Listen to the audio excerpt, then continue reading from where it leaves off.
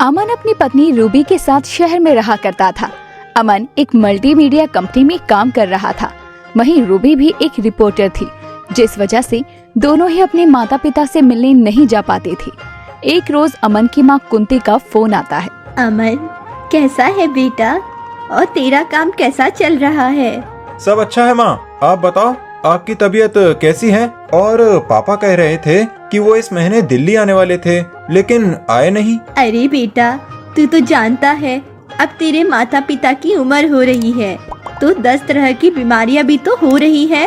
माँ, आपको तो मैंने कितनी बार कहा है, यहाँ अच्छे डॉक्टर्स हैं, पापा और आपका इलाज अच्छे से होगा और आप लोग हमारे साथ समय भी बिता पाओगे। ना ना बेटा, वहाँ का हवा पानी तो ना मुझे और ना ही तेरे पिताजी को सूट करता है। हम यही ठीक है। और हाँ अमन, अगले महीने छठ पूजा है, तो बहू के साथ तुझे घर आना ही पड़ेगा। माँ, अगले महीने घर आना, ऐसा कुछ प्लान तो नहीं है, लेकिन कोशिश करूँगा कि मैं आ जाऊँ। रूबी तो बिल्कुल नहीं आ पाएगी। बेटा, ऐसा भी क्या काम जो तू छठ में अपने घर बिहार नहीं आ सकता और अपने माता पिता के साथ छठ पूजा में शामिल नहीं हो सकता? माँ, आपको क्या बताऊँ कि यहाँ दिवाली में कितना काम होता है। गांव आना मतलब 10 से 15 दिन बेकार करना। नहीं, मैं अभी ही आपको मना कर देता हूँ, मैं नहीं आ पाऊंगा। बाकी आप देख लो, आपको छठ पूजा मनानी भी है या नहीं। ये तू कैसी बात कर रहा है अमन? ये हम बिहारियों का महापर्व है और इसे तू अपनी माँ को छोड़ने को कह रहा है? तुझे पता भी है ये पर्व करने वाला इंसान अपनी आखिरी सांस तक या तो इसे अपने साथ लेकर जाता है या फिर अपनी बहू को दे देता है। फिर ठीक है माँ, आप इस बीमार हालत में भी छठ पूजा करो। और हाँ, आपके बाद इस घर में कोई छठ पूजा करेगा भी नहीं। ठीक है बेटा, रखती हूँ फोन। तुम दोनों अपना ध्यान रखना। ये सब पास बैठी रूबी भी सुन रही थी। रूबी को अमन का बिहेव अच्छा नहीं लगता। अरे, मुझे तो याद ही नहीं रहा कि अगले महीने छठ पूजा है। माँ भी कितने धूमधाम से छठ पूजा मनाती थी।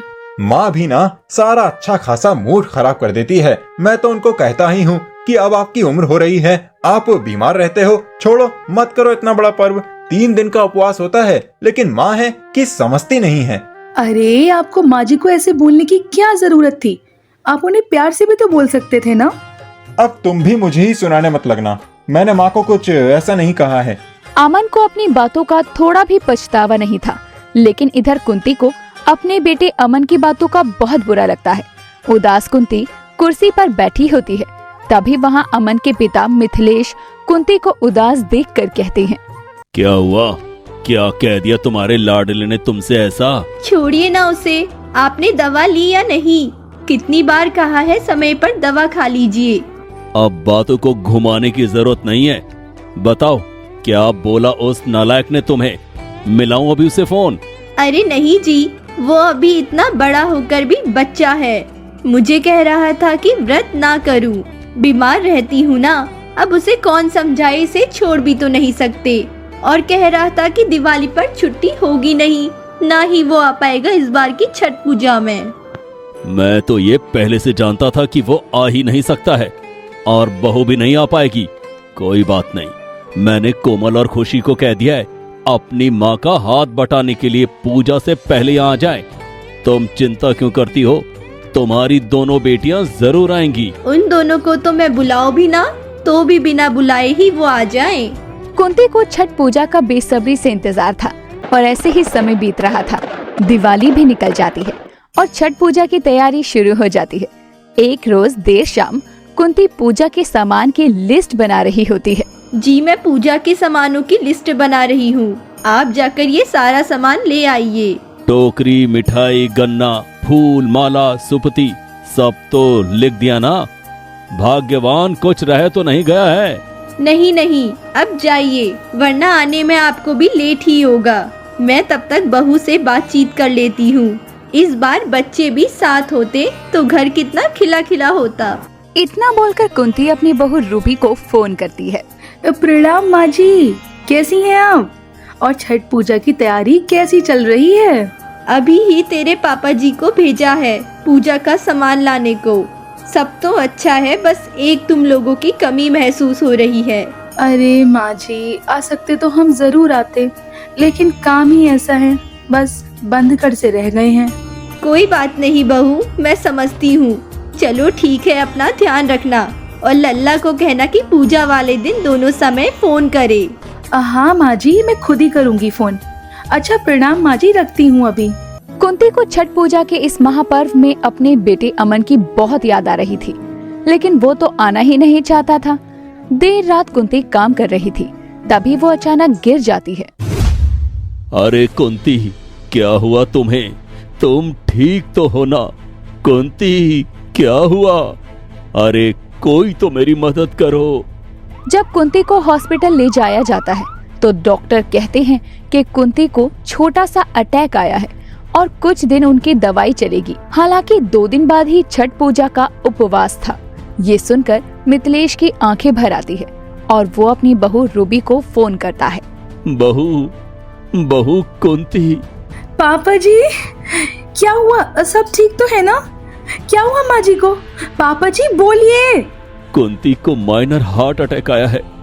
डॉक्टर ने कहा है कुछ दिन उसे हॉस्पिटल में रखा जाएगा।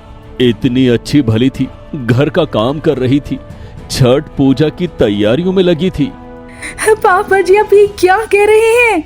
मुझसे अभी तो इतने अच्छे से बात की है माँ जी ने। आप चिंता ना कीजिए, सब ठीक हो जाएगा। पता नहीं, मुझे तो कुछ समझ ही नहीं आ रहा है। क्या हो गया मेरी कुंती को? रूबी को भी अपनी सास के बारे में सुनकर हैरानी होती है, लेकिन वो अपने ससुर से बात करने के बाद ही अपने पति से गांव की प्लेन की टिकट करने को कहती है। लेकिन क्या करना है गांव जाकर? क्या हुआ है, मुझे भी तो बताओ। अभी समझने या समझाने का टाइम नहीं है। चलो रास्ते में बताती हूँ सब, क्या हुआ और क्या नहीं। चलिए जल्दी।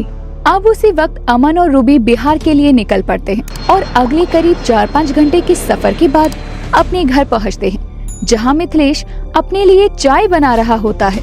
पहले आ जाता तो वो कितनी खुश होती। कभी तो अपने माँ बाप के लिए भी समय निकाल लिया करो।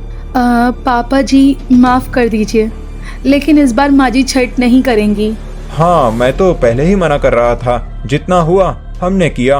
अब हम छठी मैया से माफी मांगकर पूजा को यहीं खत्म करते हैं। तुम दोनों ये क्या बोल रहे हो? नहीं बेटा, ऐसा नहीं हो सकता। पता है पापा जी, तभी तो मैं कह रही हूँ इस बार छठ में खुद करूँगी, माँ जी नहीं करेंगी। ये सुन मिथिलेश भी भावुक होकर अपनी बहू के सर पर हाथ रखकर कहता है। कुंती को पता चलेगा तो वो बहुत खुश होगी। खुश रहो बेटा। कुंती तो अभी भी हॉस्पिटल में थी, लेकिन इधर रूबी व्रत पर होती है और खरना का उपवास रखती है। कुंती, खाना खा ले, क्यों जिद लगा रखी है? आज खरना है, मैंने व्रत कर रखा है और आप मुझे खाने को कह रहे हैं? मेरे हाथों से नहीं खा रही हो ना? अमन बेटा, तू ही आजा, माँ को खाना खिला अपने हाथों से। अमन यहाँ? अमन तू कब आया बेटा? आपने इसे क्यों बता दिया कि मैं बीमार हूँ? मेरे लाल का काम छूट रहा होगा। नहीं माँ, मैं आपके लिए ही आया हूँ और बहुत दिनों की छुट्टी पर। चलो माँ, आप खाना खा लो। जिद नहीं करते हैं, आपको दवा भी तो खानी है ना। तुम दोनों समझ क्यों नहीं रहे हो? मैं व्रत पर हूँ, आज खरना है ना, मैं ये महापर्व नहीं छोड़ सकती। अगर मैं कहूँ कि ना ही आपका व्रत छूट रहा है, ना ही ये छठ पूजा, तो भी आपको व्रत रखना है? मेरे अलावा कौन रखेगा व्रत बेटा? आपकी बहू रूबी, उसने खरना का व्रत भी किया हुआ है और अब से छठ पूजा भी वही करेगी। अब तो खाओगी ना आप? कुंती ये सब सुनकर खुश हो जाती है और अगले ही दिन कुंती की हॉस्पिटल से छुट्टी हो जाती है और कुंती अपने बेटे, बहू और पति पूरे परिवार के साथ छठ पूजा मनाती है।